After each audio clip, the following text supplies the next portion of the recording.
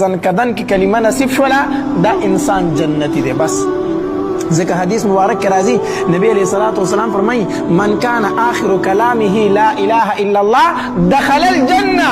دا کم انسان چی آخری کلمه پا جب دارالا چی لا الہ الا اللہ نبی علیہ الصلوۃ والسلام فرمائی دا انسان جنتی دی. دخل الجنہ دے اللہ تبارک و تعالی جنت داخل. نو تا یو مومن اولیدو چې په وخت د زنکدن کې هغه کلمه ویله بس ته ګواهي ورکوی دا جنتي دی. د ده خاتمه په ایمان سره وشوله. الله دې موږ ټولو ته نصیب کړي.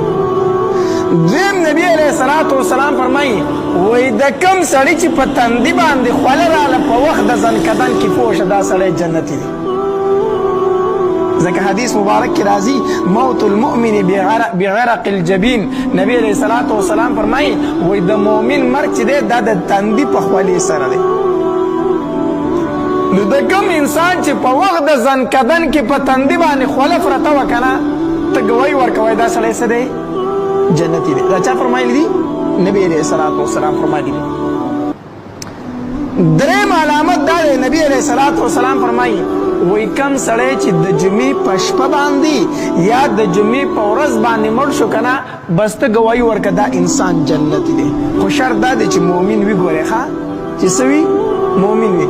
کم مؤمن چې د جمعې په شپه باندې یا د جمعې په ورځ باندې مړ شو نو زه تو ورله دا ګواهي ورکولی شو چې دا انسان جنتي دی. ځکه نبی علیہ الصلوۃ والسلام حدیث مبارک دی وایي کوم انسان چې د جمعې په شپه باندې یا د جمعې په ورځ باندې مړ شو په ده باندې به عذاب قبر نه وي. په ده باندې به څه نه وي عذاب قبر نه وي. نو چې عذاب قبر پرې نه وي نو مطلب دا دی چې الله ورته عذاب نه ورکوي. چې عذاب نه ورکوي چېرته به یې داخلوي؟ جنت ته به یې داخلوي که نه. چې عذاب پې نشته خو د جنت خوشحالۍ دي که نه. ځکه په قبر کې خو یا عذاب دی او یا خوشحالۍ دي. نو چې عذاب پې نشته دی نو څه شی دی د جنت خوشحالۍ دي. بیا څلورم نبی علیہ الصلوۃ والسلام فرمایي یو انسان د خپل د مال د حفاظت دپاره مړ شو. چا ترې نه مال اخیستو ډاکوان پرې راغلي په زور یې مال اخیستو ده ته خپل مال نه ورکوه هغوی دې وویشتو. د خپل مال د حفاظت دپاره مړ شو. د خپل دین دپاره مړ شو. د خپل عزت د بچاو دپاره مړ شو. یا د اهل و عیال چا بېعزتي کوله د ده د کور والو چا بېعزتي کوله او دوی د هغې دفاع کوله او دی چا وویشتو. نو نبي علیه الصلوۃ والسلام فرمایي ته ګواهي ورکړه چې دا سړی څه دی شهید دی دا جنتي دی.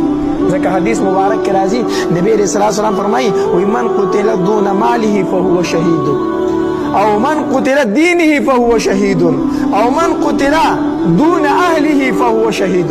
کم سړی د خپل عزت دپاره د خپل دین دپاره د خپل مال دپاره د خپل د عزت د بچاو دپاره مړ شو نو دا انسان څه دی شهید دی. دته شهید ووایي.